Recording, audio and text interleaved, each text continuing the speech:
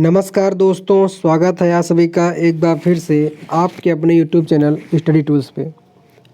तो जैसा कि हम लोग चौथा चैप्टर पढ़ रहे थे विज्ञान का, और आज हम वहीं से शुरू करने जा रहे हैं जहां से हमने इसके पहले के लेक्चर को छोड़ा हुआ था, जो था रदरफोर्ड का परमाणु मॉडल, जिसमें कि हम लोगों ने उसके लक्षण तक पढ़ा हुआ था। तो उसके आगे से अब देखते हैं।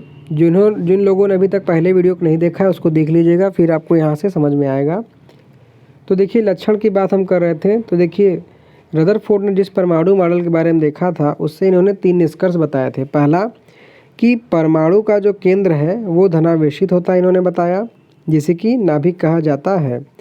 और उसके साथ बताया कि एक परमाणु का लगभग संपूर्ण द्रव्यमान नाभिक में होता है।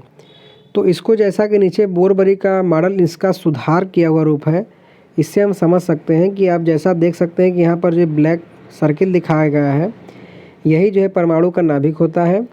तो इन्होंने ये बताया कि परमाणु का ये जो नाभिक होता है ये समस्त ये जो धनावेशित होता है। मतलब इसमें धनावेशित क्यों होता है? क्योंकि इसमें प्रोटॉन रहते हैं। ठीक है, प्रोटॉन क्या होता है कि पॉजिटिव रहता है, और बाहर इलेक्ट्रॉन रहते हैं जो कि माइनस रहता है। और उसके साथ यही बताया कि संपूर्ण धनावेश, मतलब इसका जो पूरा द्रव्यमान होता है वह इसी में होता है। ये तो इन्होंने पहला ने बताया लक्षण।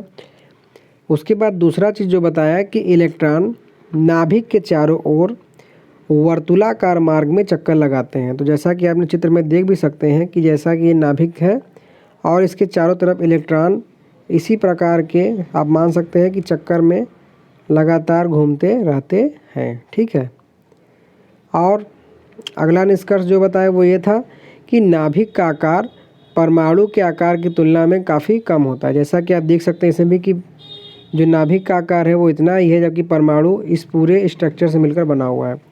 तो इस तरीके से रदरफोर्ड ने इन 3 निष्कर्षों को बताया, लेकिन इनमें कुछ कमियां रह गई थी जिसके बारे में इनका जो परमाणु मॉडल था उसको कायदे से नहीं बता पा रहा था। वो यह था कि वर्तुला मार्ग में चक्रण करते हुए इलेक्ट्रॉन का स्थायी हो पाना संभावित नहीं है। मतलब ये कहना चाहते थे कि जैसे मान लीजिए ये आपका नाभिक है, ये है आपका नाभिक, और इसके चारों तरफ वर्तुलाकार मार्ग में इलेक्ट्रॉन घूम रहे हैं, और इन्होंने ये बताया कि इसमें लगातार घूमता रहता है, लेकिन ऐसा संभव नहीं है, क्योंकि अगर इलेक्ट्रॉन घूमेगा तो इनके हिसाब से लगातार उसकी एनर्जी कम होती जाएगी, और धीरे धीरे धीरे एक समय ऐसा आएगा कि कम होते हुए वो नाभिक में ही गिर जाएगा। ठीक है, वो कैसे? इनके परमाणु मॉडल के अनुसार। तो इसी की ये व्याख्या नहीं कर पाए, और इसीलिए इनका ये परमाणु मॉडल जो है रिजेक्ट हो गया। तो वही चीज़ में दिया गया है कि कोई भी आवेशित कण गोलाकार कक्ष में त्वरित होगा। मतलब कि इन्होंने बताया कि वो इस वृत्ताकार मार्ग में लगातार चलता रहेगा, जैसा कि मैंने आपको दिखाया चित्र में। फिर त्वरण के दौरान आवेशित कणों में ऊर्जा का विकिरण होगा। इस स्थायी कक्षा में घूमता हुआ इलेक्ट्रॉन अपनी ऊर्जा विकिरण करेगा, मतलब कि कम करता जाएगा और नाभिक से टकरा जाएगा, जैसा कि मैंने आपको दिखाया।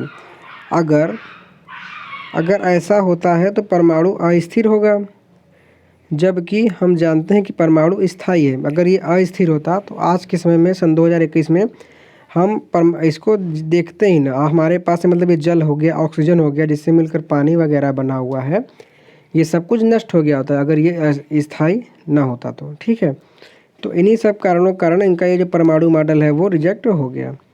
तो अब उसके बाद इनकी कमियों को सुधार करने के लिए एक नया परमाणु मॉडल आया, जिसको कि हम बोर का परमाणु मॉडल के नाम से जानते हैं। तो आइए अब हम इनके बारे में पढ़ते हैं। तो देखिए, बोर ने क्या किया था कि रदरफोर्ड के मॉडल पर उठी आपत्तियों को दूर करने के लिए, बोर का पूरा नाम है नील्स बोर, ने परमाणु की संरचना के बारे में, ठीक है, इन्होंने इसकी संरचना की, कैसे भाई परमाणु में इलेक्ट्रॉन प्रोटॉन रहते हैं उसके बारे में अवधारणा दिया। और वो अवधारणा ये था कि इन्होंने बताया कि इलेक्ट्रॉन केवल कुछ निश्चित कक्षाओं में ही चक्कर लगाते हैं, ठीक है, जिन्हें इलेक्ट्रॉन की विविक्त कक्षा कहते हैं। मतलब कि इन्होंने बताया कि जो रदरफोर्ड के अनुसार इलेक्ट्रॉन जो है नाभिक के चारों ओर वृत्ताकार मार्ग पर घूमते रहते हैं, उन्होंने ये नहीं बताया। उन्होंने ये बताया कि इनकी एक निश्चित कक्षा होती है, जैसा कि यहाँ पे ये नील बोर के बारे में कक्षा दिया गया, जैसा कि आप देख सकते हैं, ये पहला कक्षा ना, ये दूसरा कक्षा, ये तीसरा कक्षा, ये सभी इसमें बने होते हैं। इलेक्ट्रॉन इसी में अपनी कक्षा के अनुसार घूमते रहते हैं एक सिस्टमेटिक ढंग से। तो पहला ये बताया इन्होंने अपनी अवधारणा। और दूसरा चीज़ ये बताया कि जब इलेक्ट्रॉन इस विविक्त कक्षा में चक्कर लगाते हैं तो उनकी ऊर्जा का विकिरण नहीं होता, मतलब कि उनको एक परमानेंट रास्ता मिल जाता है घूमने के लिए कि उनको इसी जगह घूमना है, तो इसलिए इनके ऊर्जा का हानि नहीं होता, और हानि नहीं होता तो इसलिए नाभिक में नहीं गिरेंगे। तो यही दो बातें नील्स बोर ने बताया, जिसे कि आप चित्र में देख सकते हैं कि इन्हीं कक्षाओं, इन्हें कक्षाओं कहें या कोषों कहें, को ऊर्जा स्तर कहते हैं, जो कि चित्र 4.3 में एक परमाणु के ऊर्जा स्तर को दिखाता है। जैसा कि आप चित्र में देख सकते हैं इनका ऊर्जा स्तर दिया गया है। ठीक है, तो देखिए इस तरीके से ये कक्षाएं हैं। क्या ये कक्षाएं KLMN, ठीक है, इनको नाम दिया गया है सिस्टमेटिक ढंग को आप याद रखिएगा कि इन कक्षाओं में सबसे छोटी कक्षा को K, उसके बाद L, फिर M और फिर N, या फिर नंबरिंग 1 2 3 4 के द्वारा दिखाया जाता है। ठीक है, या तो नंबर दिखाइए और अक्षर हम दिखा रहे हैं तो KLMN ही दिखाएंगे। क्या समझें? तो इसी तरीके से इसका जो न्यूमेरिकल दिया गया है इसको आप अच्छे से समझ सकते हैं। पहले वाले में परमाणु उदासीन क्यों है, थॉम्सन के बारे में मैंने फर्स्ट लेक्चर में आपको बताया हुआ है। रदरफोर्ड के बारे में इसके पहले लेक्चर और अभी वाले में हमने बात किया। 3 कक्षाओं वाले बोर के परमाणु मॉडल का चित्र, मतलब कि हमें कहाँ तक बताना है, KLM तक का चित्र बनाना है 3 कक्षाओं तक। चौथा, क्या अल्फा कणों का प्रयोग के अतिरिक्त दूसरी धातु की पन्नी संभव है? तो इसका आंसर आएगा नहीं, क्योंकि सोने से पतली धातु नहीं ले जा सकते, इसीलिए जो है संभव नहीं है बोरबरी के इस प्रकरण के प्रयोग में। तो यहाँ तक ये हो गया। अब उसके बाद हम बात करते हैं एक तीसरे कण की, जो कि आप ये समझ लीजिए जैसे अगर ये नाभिक है तो इस नाभिक में पहला प्रोटॉन रहता है और इलेक्ट्रॉन इसके चारों तरफ घूमता रहता है। लेकिन उसके अलावा एक और कण है न्यूट्रॉन, जो कि उदासीन रहता है, ये भी रहता है परमाणु के अंदर ही। ठीक है, तो इसी के बारे में अब हम अध्ययन करेंगे। तो देखिए होता क्या है कि सन 1932 ईस्वी में एक जे चैडविक नाम के वैज्ञानिक थे ने एक और अपरमाणु कण को खोज निकाला, मतलब कि परमाणुओं को विखंडन करता जाते गया, मतलब विभाजित किया जाता गया। तो उन्होंने पहले इलेक्ट्रॉन पाया, फिर प्रोटॉन पाया, फिर उसके बाद एक जो जे चैडविक थे इन्होंने न्यूट्रॉन पाया, जो अनावेशित और द्रव्यमान प्रोटॉन के बराबर था, क्योंकि नाभिक के अंदर था इसलिए जो है इसका द्रव्यमान प्रोटॉन के बराबर था। अंततः इसका नाम क्या पड़ गया, न्यूट्रॉन, बिल्कुल प्रोटॉन से मिलता जुलता।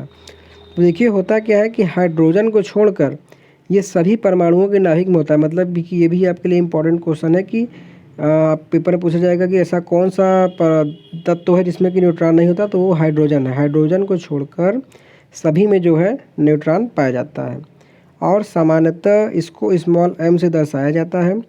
और परमाणु का द्रव्यमान नाभिक में उपस्थित प्रोटॉन, जो परमाणु का द्रव्यमान होता है वो नाभिक में उपस्थित प्रोटॉन और न्यूट्रॉन के द्रव्यमान के योग द्वारा प्रकट होता है। मतलब अगर हमें किसी परमाणु का द्रव्यमान ज्ञात करना, मतलब मास ज्ञात करना है, तो उसके लिए हमें न्यूट्रॉन का द्रव्यमान प्लस प्रोटॉन के द्रव्यमान को जोड़ेंगे, तभी हमें उसका जो है द्रव्यमान पता चलेगा।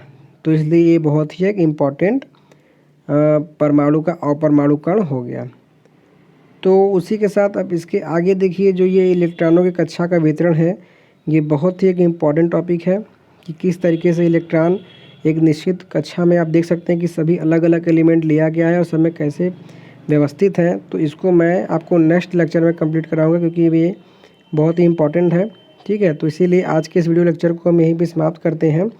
आशा करता हूँ कि बताया गया सभी जानकारी आपको समझ में आया होगा, और उसके साथ साथ आप इनका जो परमाणु क्रमांक अपने किताब में देखेंगे तो 1 से लेकर 20 तक याद कर लीजिएगा। मतलब कि जैसे हाइड्रोजन का 1 है, हीलियम का यहाँ 2 है, लिथियम का 3, बेरिलियम का 4, बोरान का 5, इस तरीके से करते करते 20 तक का परमाणु क्रमांक आप याद कर लेंगे तो आपको इसकी इलेक्ट्रॉनिक व्यवस्था करने में और आसानी होगी।